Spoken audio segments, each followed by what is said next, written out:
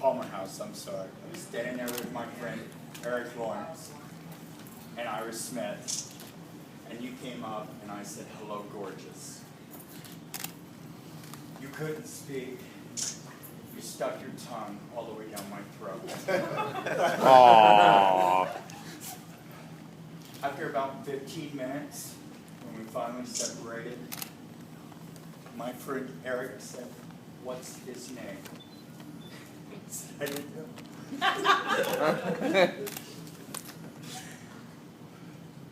We stood in front of the Palmer House for hours. I made you wait 24, because I knew this was going to be spectacular.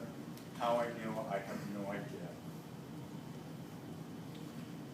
When you finally came down on July 4th, and we got ready to go out on our first date.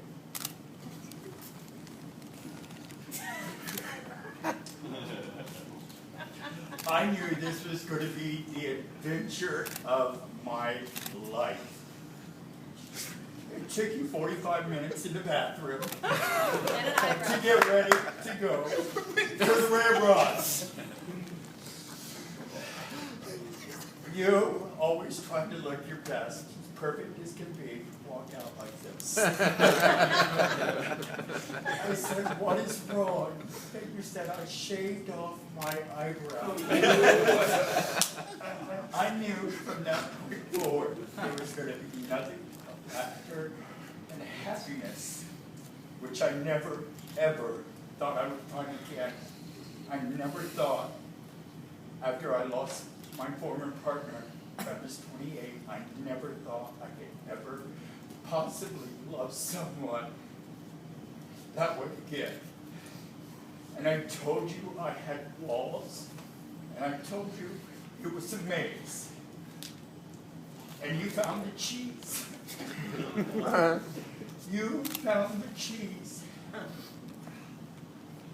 And on our first anniversary here at the Hyatt, I knew I was ready. Finally ready to be with you. When you proposed, and you said, "I'd love to get down on one knee, but this leather is too fucking tight."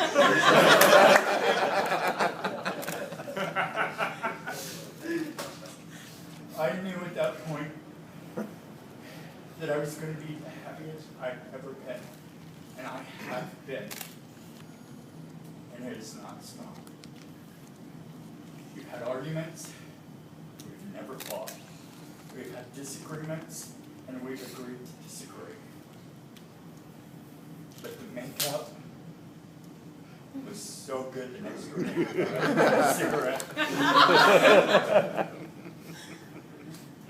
I look forward to spending the rest of my life with you. I can't imagine being with anyone else. I can't imagine loving anyone else. And I do not ever want to be with anyone else. I love you. You are my soulmate.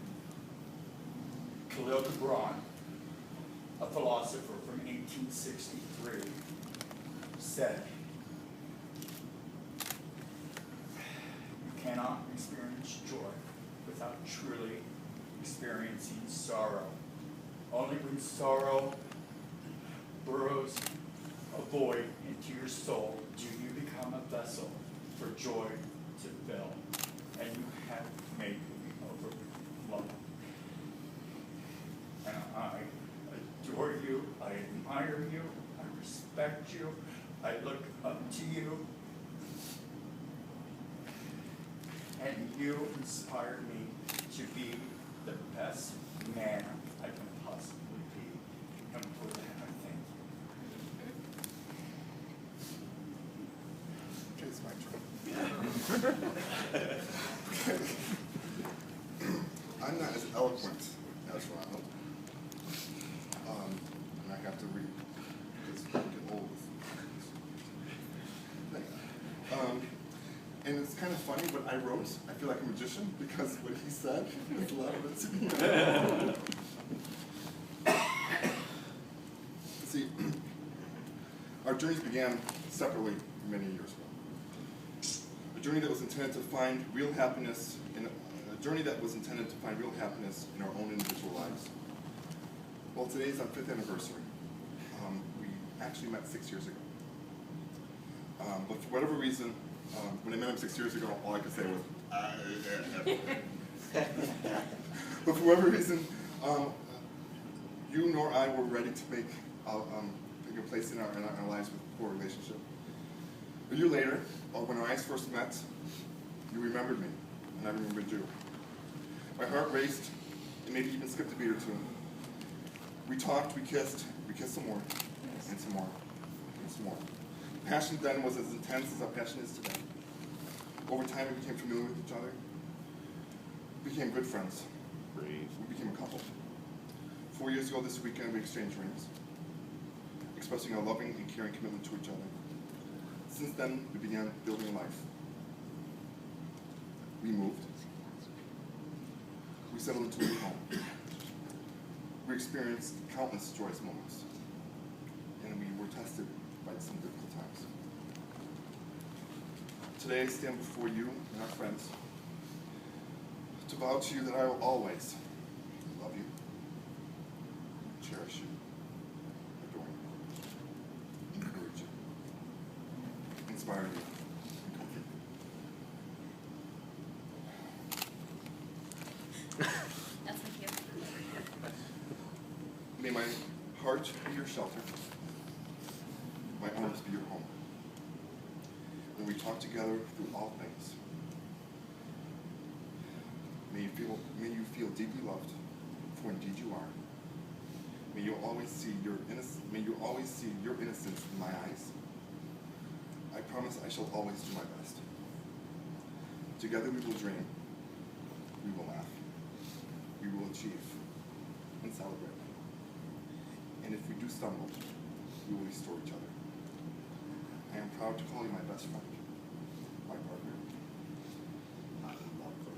and from this day forward, my husband.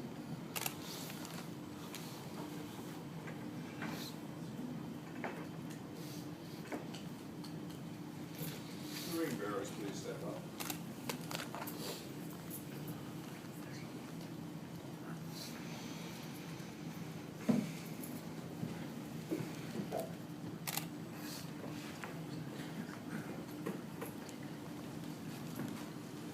The ring ceremony is very, very old. Believe it or not, it actually started in Babylon. But we have it today, so we got a little bit of history. Now, I ask both of you to exchange your rings.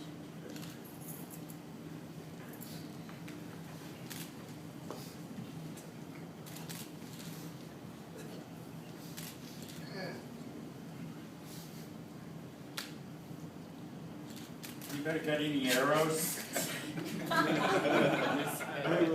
Who spit? Take care of that. Just hold by the other side. The ring bearers.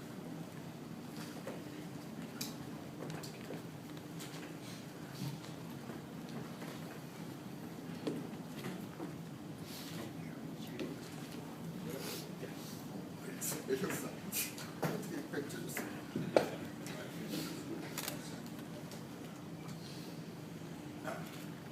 The confidence that you have shown in me is overwhelming, and I thank you. Now, by the laws of the state of Illinois, I hereby and now pronounce you united under the articles of the state of Illinois, happily forever. Mata Lucata Diversity.